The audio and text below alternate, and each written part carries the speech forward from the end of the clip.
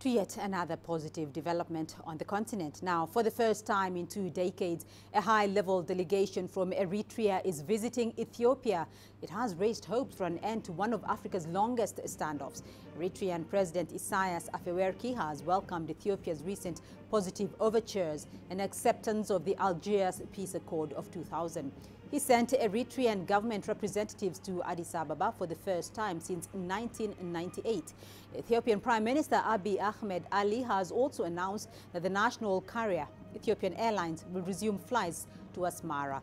Ahmed says he hopes the dispute will end with this generation. Well, let's take a look at the events leading up to this visit by a high-level Eritrean delegation to Ethiopia. CGTN's Robert Nagila has more. A short-lived but bloody conflict. One that's drawn comparisons with the First World War. With waves of soldiers marching towards trenches, many cut down by machine guns. Up to 80,000 are thought to have been killed, maybe a lot more, before the international community brokered something of a ceasefire, known as the Algiers Agreement. But part of that deal required Ethiopia to hand over the town of Badme to Eritrea, something it's refused to do until now.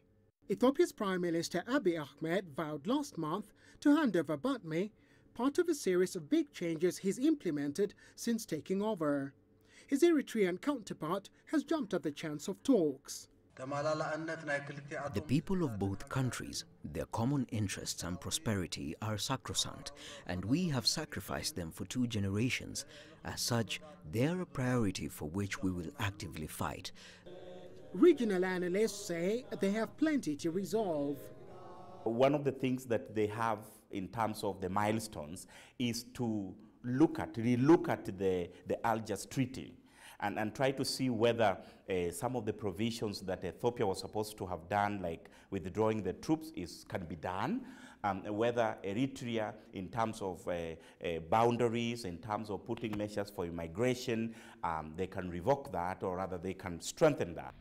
The benefits of a breakthrough extend far beyond the 2 countries. Thousands have fled Eritrea in recent years, many to Europe. Many are seeking to escape the long-term conscription Asmara has in place, purportedly in response to the ongoing threat from Addis. Robert Nagila, CGTN. Well, earlier we spoke to Ariba Omoyo, an East African Affairs analyst and director at Partners Africa, for more insight into the talks set to end long-running standoffs between Ethiopia and Eritrea. I think throughout the world for the last 6 months, we have been seeing this idea of countries that have been at war before coming together. So locally, even you look at the South Sudan case, the Kenyan warring factors before, you cannot equate them to war. So if you look at the Eritrean and the Ethiopian case, there has been renewed energy from the new Ethiopian Prime Minister. And previously, what we did not have is a party that was ready to take the bold step and start the talks. If you look at the Ethiopian Prime Minister, he took the bold step and started the talks. So, and Eritrea, not wanting to be alienated further, did not have another option, but rather to come up and say, hey, we welcome the talks. The Ethiopian Prime Minister brings in a lot of energy and a lot of goodwill from the citizens. So if you look at whatever that he's trying to do, as long as it is seen to be the better for the citizens of Ethiopia, then I don't think that we are going to have anybody that is going to be on the opposite side of that. So far so good, we have not had any contradicting statement on the peace talks. So I think so far so good, he has the support and he's doing that in the best interest of his country. Eritrea has been described as a country that is strategically placed, but at the same time, sadly alienated.